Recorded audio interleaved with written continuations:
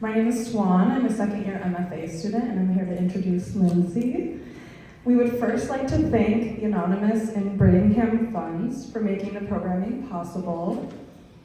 Lindsey Cherek is a queer non-binary artist who recently moved to Charlotte, North Carolina from rural Minnesota, but they're from Wisconsin. They have a BFA in painting from the University of Wisconsin-Stout, which is the school I wanted to go to in undergrad. Much better program than UW-Quėer, to be honest. Yeah, it's a really good program. They also explored sculpture and installation art there, but mainly does paintings, as you will see. Lindsey has shared their work with prominent companies like Urban Outfitters, Michaels, Hulu, and Paramount Pictures. They have collectors around the world, including in London, LA, the Hamptons, New York City, and Minneapolis. They've shown work across the country, including at Art Basel last year. Their work focuses on pleasure and joy beyond what capitalism allows, creating a blueprint for the community-focused world they want to live in, and what we all want to live in as well. Lindsey's paintings show us alternative possibilities and real futures while archiving our existence in the present moment, which is so important. It's been a pleasure seeing Lindsey's work evolve and to see their dreams come true as they've grown into the amazing and successful full-time artists that they are now. Would everyone please give a warm welcome to Lindsey Cherek. Thank you.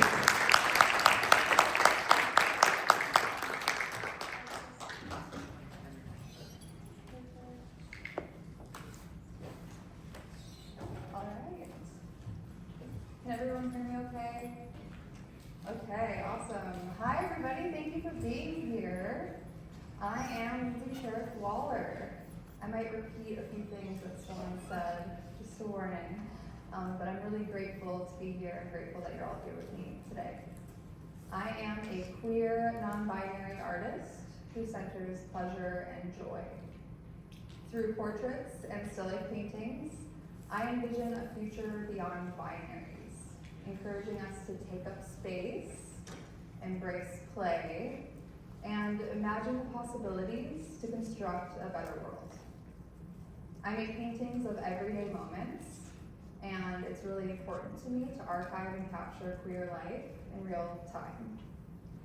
The goal of my work is to create a kind of blueprint for the community-focused world that I want to live in, and I'm working to create that. I often say that my work centers pleasure and joy beyond what capitalism allows because systems like capitalism rely on hyper-individualism, isolation, and binary ideas like gender to function.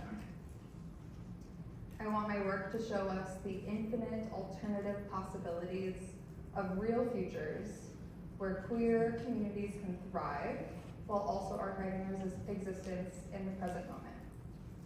Content warning, this talk does include topics of homophobia and transphobia, sexual assault, disordered eating, and images of partial nudity. Of course, you are free to leave at any time. All right, let's get into it. Welcome to my artist talk where I convince you that I'm really an artist. Just kidding. Being an artist is not really a quantifiable thing that can be proven as much as our institutions want it to be.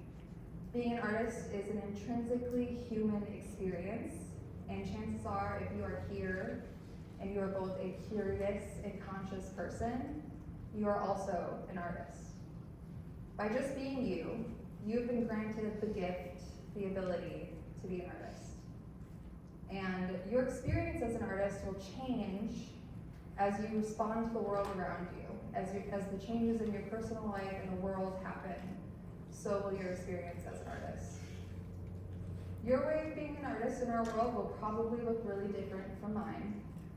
But I'm going to share my experience with you in hopes that maybe it can show you one pathway of survival as an artist. These are different photos from various stages in my career. I started in undergrad painting the body, the female body, and then I moved to painting queer bodies and queer portraits. And then I found a love for still life painting and how still lifes can be a kind of portrait. And then most recently, I've been getting into murals, which has been really fun. I grew up as a poor, queer art kid in rural Wisconsin that did not know I was poor or queer, and I had very extremely limited exposure to fine art in any physical sense until I went to a public university for fine art as a first-generation college student on Pell Grant. I was not conscious of the poverty that I was surviving, but it taught me some really important lessons. Frugality and thrifting, and that eventually informed how I survived my early career as an artist. Dumpster diving for materials, using paper and foam board and construction materials for surfaces for my paintings. And to this day, I still use recycled boxes from recycling center dumpsters to ship my paintings. I think it taught me a necessary resilience, to not let restrictions stop me from creating my work. It also informed my empathy for others. During undergraduate, as a young adult who could not afford food and essential nourishment, it was necessary for me to look to communities for support. At food shelves, in my workplaces, and on campus. I became conscious of the ways that my life was shaped based on my body and my identity. I questioned the expectations and the roles that were placed on me because of the body that I inhabit. Over the last decade, I have rejected and undone many dreams that were dreamt up for me by others. And I started dreaming up a world of self-determination and autonomy. I got really clear about the power that I have, what I can control, and how I want to spend my life. In doing so, I also healed a trauma-induced eating disorder that developed from circumstances and impacts of surviving poverty, surviving homophobic and transphobic physical assaults, and surviving sexual assault. I found my voice, strengthened by the representation and visibility of intersectional communities. I didn't know I grew up in poverty until I went to college and I made friends with people from middle-class families. I did not know I wasn't straight until I went to college and I was in a space where I was around queer people. I didn't know that I was non-binary until I understood the roles and expectations placed on me for being a woman in America. I'm sharing these intimate moments with you because you also have your own story, your own systems that shape you. And I think it's really, really important to be conscious of that as you make art. As an artist, as a human, I think it's essential that you know and understand history. How did you get to where you are right now? What historical events have shaped your world? Throughout my practice as an artist, I've used my art to respond and process the world around me. In order to create art that can really reach people, I must understand where I come from, how it shaped who I am, and I must be conscious of the world in which I am making art. So where did I come from? I spent nearly every weekend until I was 16 years old in my grandparents' teeny tiny family restaurant. My mom and my auntie were the waitresses. My cousin, who was in high school, was the cook, and I was the dishwasher. My grandma was the boss and the owner of this restaurant. Also, my hands are still numb to this day from the hot dishwasher water, which I think is kind of funny. My grandmother was the glue for my family. I learned everything that I know about empathy, service, authenticity, autonomy, self-respect, and connection from her. And right up until her death, that restaurant was the environment where I learned it all.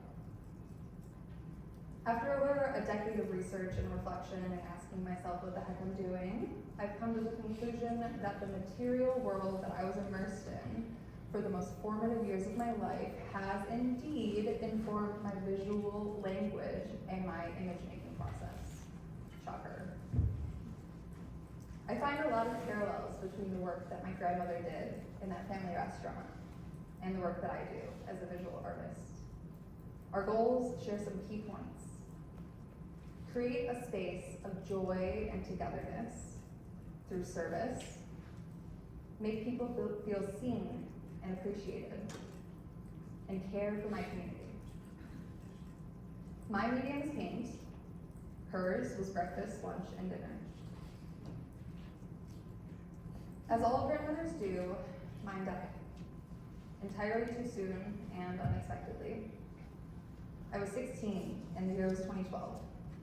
I remember living through those weird apocalyptic times of 2012, like everyone thought the world was gonna end once we reached that year, and mine did. It was one of those first times that grief really rocked me. How was I expected to live in a reality without our glue? It still doesn't make a lot of sense to me, but this was my first hardball lesson in mortality. Reality check, memento mori. For those of you who don't know, memento mori literally means remember you must die, which if we could take that a step further, can also mean remember you are alive, right here, right now. After her death, I would cling to anything I could to feel her with me. Her perfume, her flowers, her jewelry, her candles, like anything. And of course, food. I would cook, I would bake, I'd make grocery store runs to pick up her favorite cereal. I'd go out of my way to try that new family restaurant just so I can get the nostalgic taste of that restaurant Cisco food. And through materiality, I do feel her with me. I think about materiality and mortality a lot in my still life paintings. I think about grief and gratitude and joy. I think about the ways that I want to spend my life and connect with the humans around me and celebrate the very things that bring vibrance to my life. This painting, Still Life of Queer Joy from 2019, is an ode to my rural roots and my queer existence. I never want to explain away my art to anybody, but I would like to dissect this painting just so that you can get an understanding of how I construct these still life paintings. The cowboy boots are a nod to my rural roots, my upbringing in Pete and Sharon's Country Skillet, the restaurant. The restaurant was a very country aesthetic, and there was a lot of Shania Twain, super fun. The disco ball and the champagne flute have been symbols of celebration of queer joy for decades. The butter and the egg are our historical references to women's creativity and resilience, referencing butter and egg money, which are known as funds that women would stash away in case of emergency. The lemon represents the bittersweetness of being queer today. It's still sour sometimes, but when life gives you lemons, paint them. The Ten of Cups is a tarot card, which is a nod to my family history with tarot, and it's another image of celebration and joy and prosperity. And finally, the Monstera is a symbol of honoring elders. I think about the queer elders that we could have had a lot. This symbolism, portrayed through saturated color, is my way of saying I'm alive. Along with understanding my family history, it has been deeply important for me to understand queer history as a queer non-binary artist. Like I mentioned in our dissection of my Queer Joy painting, I think a lot about the queer elders that we could have had growing up. It is not that being queer or trans is uncommon, but rather that queer trans people have been silenced, policed, and disappeared throughout our history. There are a few things I want to be clear. There is a popular misconception that even though gender might be socially constructed, sex is fixed and firmly rooted in biology. This is not true. Dr. Anne Faustus Sterling reminds us, quote, "Labeling someone a man or a woman is a social decision. We may use scientific knowledge to help us make the decision, but only our beliefs about gender, not science, defines our sex. The sex binary, which divides billions of people into one of two opposite sexes, is a political choice, not a biological truth. It is the Western society that denies this biological reality for the sake of control. I want to stop here and ask you, if gender was a biological fact, why does it require a police state to enforce it? Now I would like to discuss the lavender scare. In the mid-20th century, gay men and lesbians were deemed a national security risk by the US federal government. In 1953, President Eisenhower signed an executive order, 10450, which barred gay people from working in the federal government. It criminalized gay communities, and in turn, it caused countless suicides. The federal government identified the queer community as sexual perverts. They distributed media on how to identify queer people in public and licensed police to go undercover to catch people in publicly known gay spaces like gay bars. Kenneth Weary, a Republican senator at the time, said, quote, "Can you think of a person who could be more dangerous to the United States of America than a pervert?"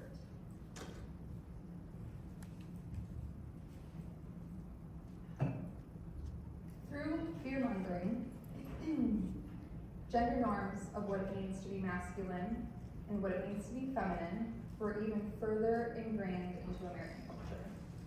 Even diplomats were wary of being framed as unmanly for pursuing negotiation instead of war. Excising queer people was a gesture to maintain the hierarchy of masculine dominance. I think a big reason conservatives are afraid of non-binary people today is because they can't use gender violence to control women if gender is made up. I'm gonna let that simmer for a sec. Anyways, many people hid in plain sight, complying with the gender binary and lavender marriages to survive and keep their jobs. Many people, even within the queer community, internalized this homophobia, and they distanced themselves from their community and visibility to try to hold on to respectability. They referred to these queers, the very people who would subsequently secure their freedoms in the Stonewall riots, as contrived, exaggerated, and campy. But these were the very people, the most vulnerable, who secured justice, not just conditional acceptance, for the LGBTQ community. Another important moment in queer history and art history is the Silence Equals Death project. The project was founded in the 80s during the AIDS crisis as a consciousness-raising group and mutual aid group. The group weight pasted this poster around New York City using their title phrase in the pink triangle, known for its association with the persecution of queer people in Nazi Germany. The consciousness raising and organizing through public art supported the formation of the group known as AIDS Coalition to Unleash Power, or ACT UP, which is an international grassroots political group working to end the AIDS pandemic through direct action, medical research, treatment, and advocacy, with a focus on changing legislation and policy. As of 2023, so like 2 years ago, approximately 42.3 million people have died from HIV/AIDS worldwide. This includes the deaths of Felix Gonzalez Torres, one of the most important artists in my life, and his partner Ross Laycock. Felix created this piece in 1991, the same year that he lost Ross to AIDS.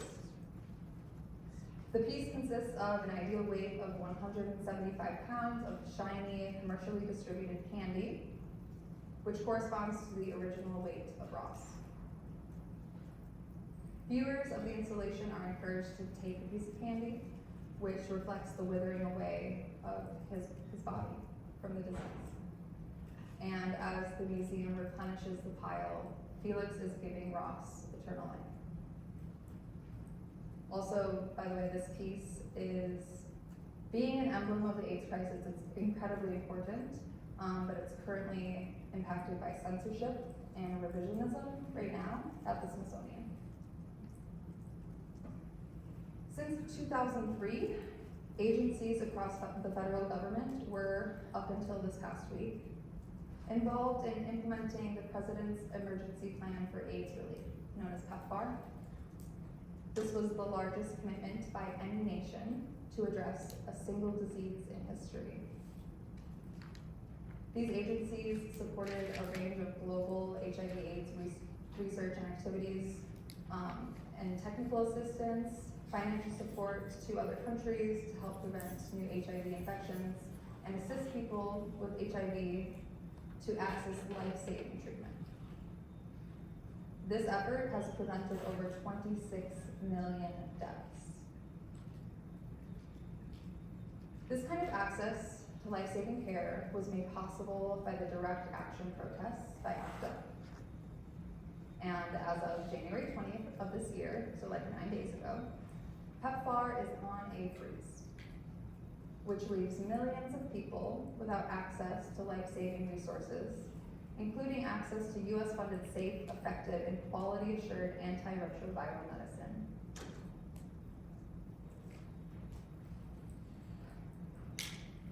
It would be remiss of me not to take the opportunity to talk about the state of our country right now. I think it's really important that we acknowledge what is happening before our eyes. Did you know that it took that one German guy with the mustache 53 days to become a dictator? You know the guy I'm talking about? The guy who popularized this salute? 53 days. And he did it all constitutionally. And did you know there were many people that voted for him, not believing he would enact any of the violence that he promised to? In 53 days, the mustache man's party dismantled democracy through constitutional means. He did this by stacking the government with loyalists. He made sure they had total authority over their executive branch so that they could push through any law they wanted. The mustache man also made the public wary about facts and news, so that when the news reported on the things he was doing, the general public just wouldn't believe it. There were even instances where he would say something horrific, and the general public would respond with, "He doesn't mean it. That's not how he said it." They would excuse it away. He also created a new department that focused on gaining total control of the news and the media in basically all forms of communication. This was effective by fear-mongering certain groups of people.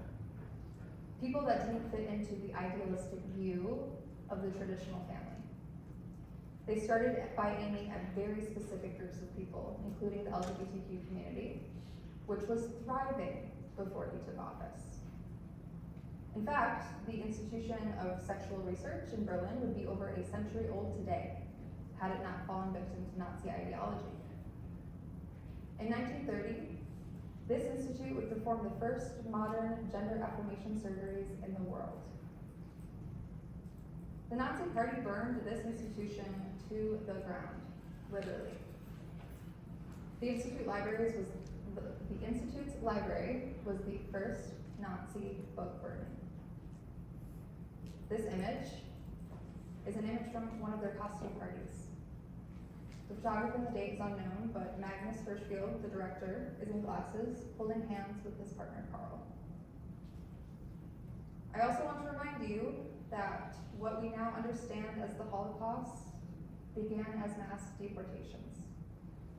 They villainized and criminalized Jewish people, LGBTQ people, people with disabilities, and their power and control relied on both the violence of the police state and the silence of the constituents.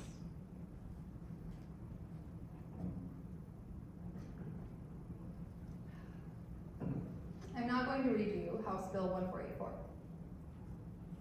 This is happening right now in the state of Mississippi, with identical bills happening in states around the country.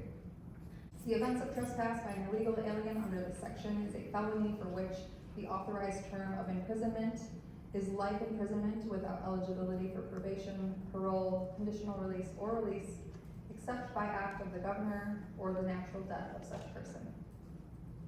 I also want to remind you that the prison system is the only place in this country where slavery is still legal. And just for the crime of being in this country, people could spend the rest of their lives here in prison as a slave. I think it's glaringly obvious why I'm talking about this history. I think it's horrifyingly relevant, especially as a queer artist in this country. So what do you do about it? The reality is that fighting fascism requires education, looking out for your community, and doing what you can when you can. When I am so overwhelmed by the world and I don't know what to do, I focus on what I can do. One thing I can do, at least for now, is know my rights as an American. I can use my voice, and I can make art. In my research for my still life tablescapes that I'm painting, I learned about the concept of salons. Not the hair salons or the beauty salons that we understand today, so take a second to unlearn that from your brain for a minute, and I'll explain. Salons are kind of like a party or a gathering, and they can occur in any host space. Since the 17th and 18th century, salons have provided a space for the open exchange of ideas, criticism of the established order, and community amongst a diverse group of people, including intellectuals and artists.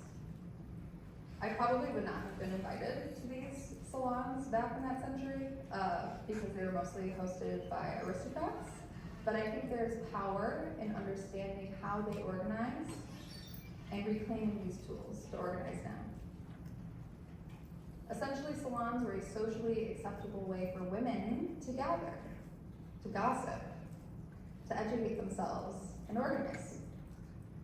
The ideas discussed in those rooms and at those tables eventually led to revolution. This image is one example of salons in modern history. This salon was curated and organized by Gertrude Stein. When the world feels too big, I remind myself that there's power in community. There's power in networks, in gathering, and gossiping. It is through these DIY networks that women have shared knowledge with each other for centuries. Another important and effective way to resist fascism is to center joy, especially queer joy. In a way, when I'm creating these paintings, I'm manifesting my own salons, as well as archiving moments from salon experiences from my own life.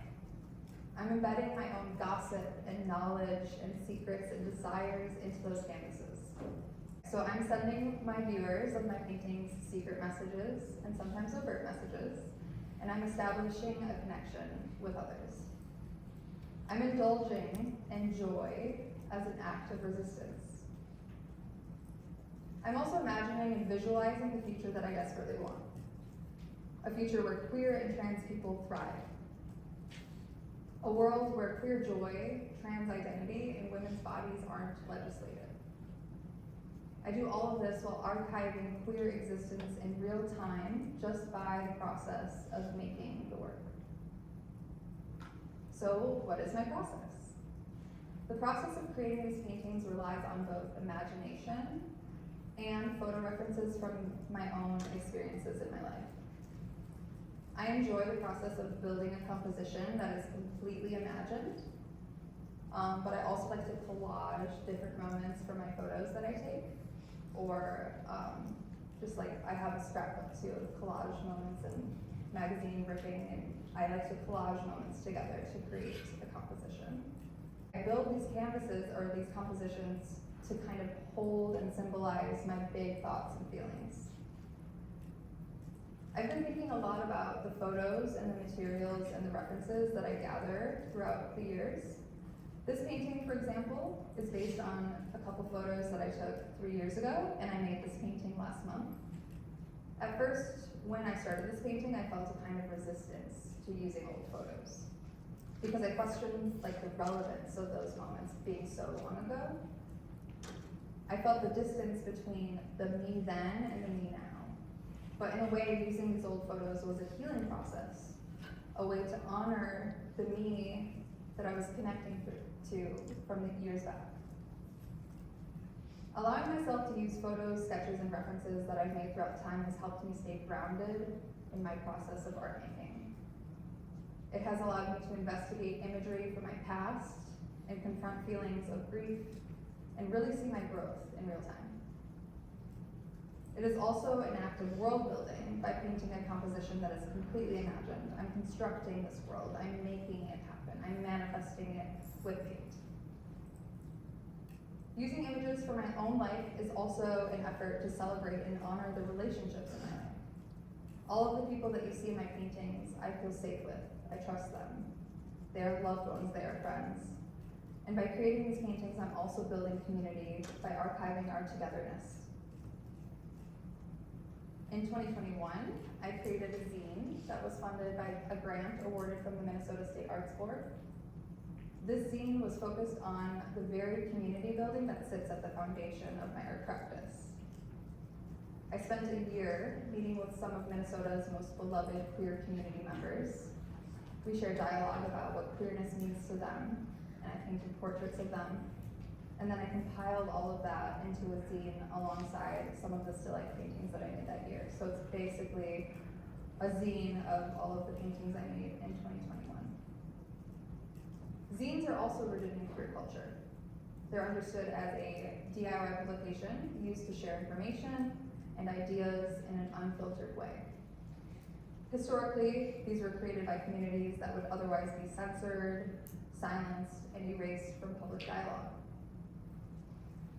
As we know, the queer community has been intentionally removed from the public eye for centuries, and I want my paintings to be a space to document and to honor the existence and vibrance of my community. Image making cultivates a space to share dialogue. It gives us a space to consider ideas and experiences, some of which we haven't been given words for yet. This is also intentional and unintentional because language itself is a system.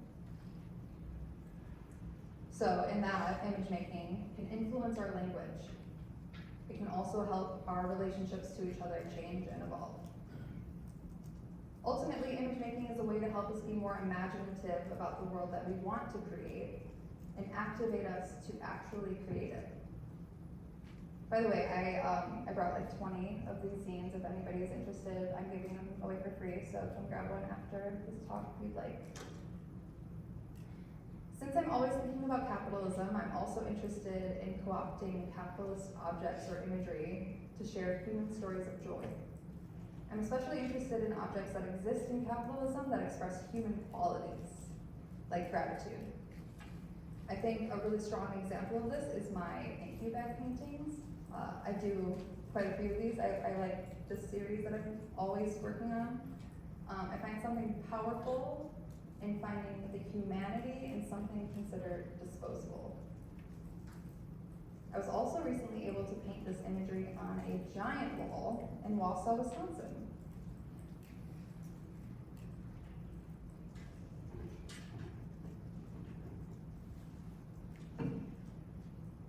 I've also been painting self-portraits throughout the years in an effort to document myself throughout time and my understanding of self. These portraits come from a place of deep self-reflection, and they often embody the weight of the experiences that are happening in my life at the time that I create them. I also began using myself as the figure in my paintings to bring a kind of consistency into the conversations in my work. Ultimately, all of the paintings that I make are a reflection of me. These self-portraits are not intended to reflect a universal experience of what it means to be a person like me, but rather they are intended to represent my own experience with universal human feelings like grief and loss, resilience and hope, and empathy. I also stand very firm in my values, where if I cannot afford to compensate somebody for modeling for me, then I just use myself as a vessel for my ideas. What does my career look like? I've built a career of being a full-time independent artist through the support of my community by using tools like social media to share my work. I sell my paintings and my prints through my personal website, which I've been able to get collectors and customers to find through places like Instagram and TikTok. To be honest, I'm not sure of my future with those apps, but I trust that there will always be accessible tools to reach my community. And I will always find ways to share my life and my stories and my art. I really believe that one of the most important parts of being an artist is sharing your art with the world. Making the art is important, but I think equally important is sharing it. Along with selling my work as an independent small business, I have also had the privilege to license my art at a larger scale. This includes deals with companies like Urban Outfitters, Desenio, Art.com, and I was even selected to be one of CB2's Queer artists for their Pride Month last year. Through these opportunities, though they only bring me pennies on the dollar, I believe it's crucial as a queer artist to be able to share my work at a larger scale. Whenever I work with larger brands, I do every single thing in my power to maintain the integrity of my work, including the very clear language in my titles and my artist bios regarding my queerness. Yes, I have been asked by companies to edit the titles and statements in attempts to censor me, but this is where boundaries are so important. And more often than not, I have still been able to share my work. I understand firsthand the potential hypocrisy of being a very vocal, visible queer artist, signing licensing deals with the very capitalists that I'm critiquing. However, I want to state that there is no ethical consumption under capitalism, and I, like you, must find ways to survive in these systems. And if I can do so by creating art that feels authentic to me and my message, that reaches hundreds of thousands of people globally, we've got a deal. Like I said before, one of the most important parts of being an artist is sharing the work with the world. As much as I would love to have a solo exhibition in a museum, some of the most important parts of my career have been public demonstrations in my community. Painting in public parks, painting at the coffee shop, engaging in public events. Here are some photos from recent exhibitions.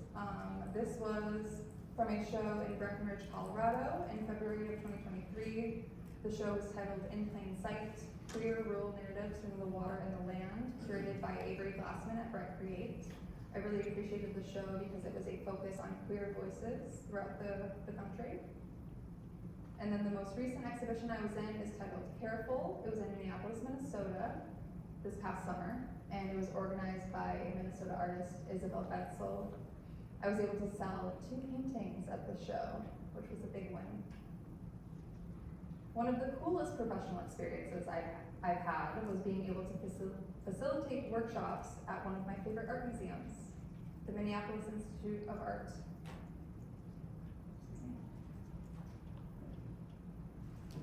For my workshops, which I've done twice now, I set up still lifes around the room, and then I guided community members to engage and be creative and find joy in still life.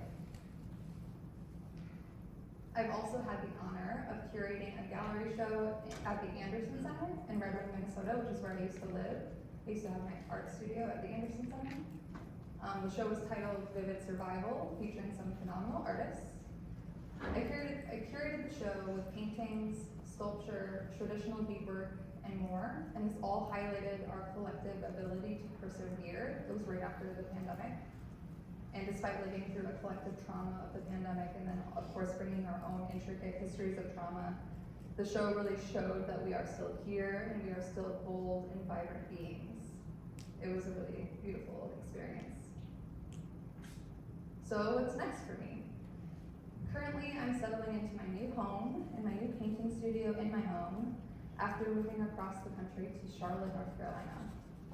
I'm working on a new body of work that includes still life work and figurative work, and I'm sustaining my business through print and merch sales on my website. I'm also really focused on building community in my new home. I've got a show at the Francis Marion University in Florence, South Carolina, scheduled to open February 25th. And I'm also working on a pretty big collaboration with a French luxury handbag company set to launch probably this spring. And I'm really excited to share more about that. I'm going to keep painting. I'm going to keep being my authentic self. I'm going to remain as visible as possible as long as it remains safe to do so. I'm going to host my own salons and center community. I'm going to love on my trans husband and create a life so full of love and joy that it is undeniable. Thank you again for being here and taking the time to learn about my history and queer history and our collective history. I hope that by seeing my art and hearing my story, that you can get clearer on your story, on your creative gifts, and your role in creating the kind of world that we all deserve.